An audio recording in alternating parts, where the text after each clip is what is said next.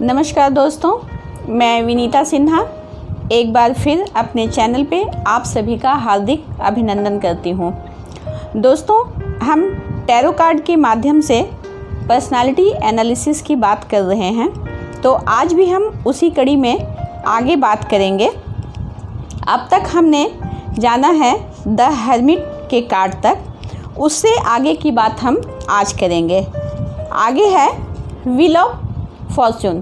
तो अगर personality analysis में किसी के लिए अगर व्हील ऑफ फॉर्चून का कार्ड आता है तो चलिए हम देखते हैं कि उनमें कौन कौन सी बातें होगी। व्हील ऑफ फॉर्चून ये धनु राशि वाले होते हैं और व्हील ऑफ फॉर्चून का मतलब है, हमने जाना है कि भाग्य का पहिया। यह कार्ड जो है हमारे कर्म को इंगित करता है, साथ ही बैलेंस, गतिशीलता एवं जीवन मरण के चक्र को इंगित करता है।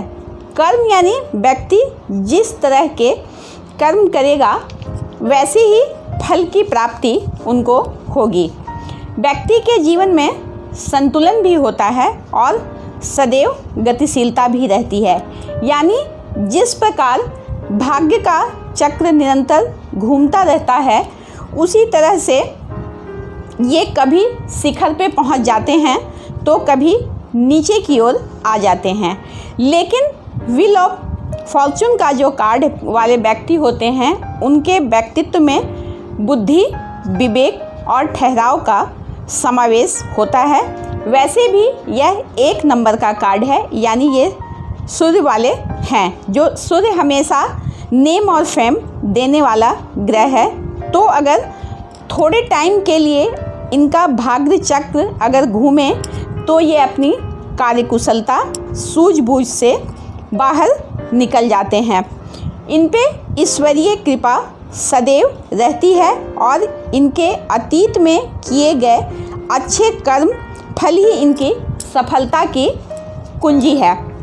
व्हील ऑफ फॉर्चून के कार्ड में स्वर्ण, ईगल, गाय और सांप चारों कॉर्नर पे है, यानी व्यक्ति में सतर्कता बहुत होती है, माइंड बहुत शार्प होता है और संस्कार भी होता है और इनको सडन वेल्थ गेन होता है, यानी इनके व्यक्तित्व में संस्कार, सूझबूझ, समझदारी, माइंड शार्पनेस बहुत होती है। तो ये कैसी भी स्थिति हो, ये पेशेंस के साथ, धैर्य के साथ, संतुलित दिमाग के साथ कार्य को अंजाम देते हैं। सही और गलत का निर्णय की क्षमता इनमें बखूबी होती है, साथ ही इन्हें एंजेलिक ब्लेसिंग भी प्राप्त होती है। व्हील ऑफ फॉर्चून वाले के लिए हीलिंग क्रिस्टल है पुखराज और सुनेला। इसके बाद हम देखेंगे 11 नंबर के कार्ड, यानी जस्टिस के कार्ड अगर किसी के लिए आता है तो वे कैसे होते हैं। जस्टिस का जो कार्ड है 2 नंबर का है, यानी ये चंद्रमा का कार्ड है और ये तुला राशि वाले लोग होते हैं। अब हम बात करें जस्टिस वाले व्यक्ति के व्यक्तित्व की। तुला यानी न्याय प्रिय और ईमानदार होते हैं।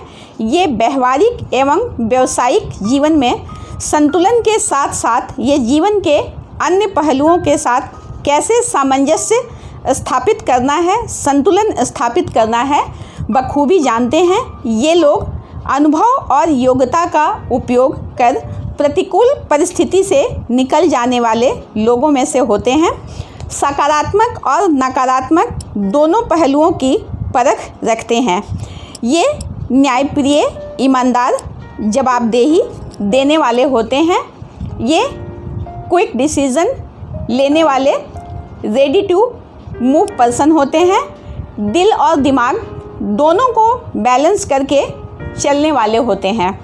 इनके लिए हीलिंग क्रिस्टल है नीलम और ब्लू टोपाज। इसके बाद हम देखेंगे, इसके बाद का कार्ड है द हैंगमैन का।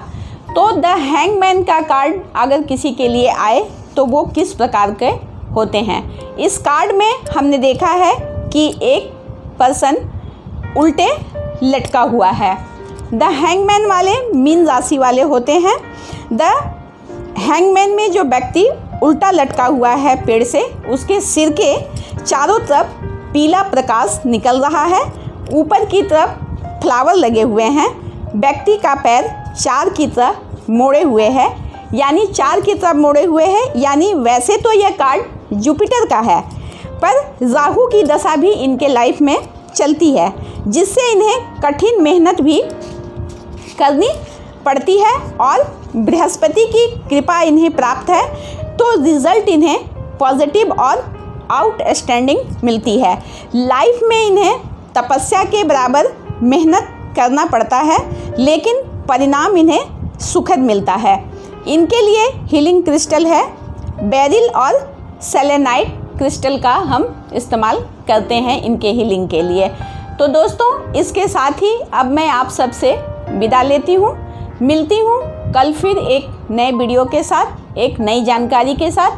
तब तक आप मेरे वीडियो को देखें, लाइक करें, शेयर करें, साथ ही मेरे चैनल को सब्सक्राइब करें। धन्यवाद।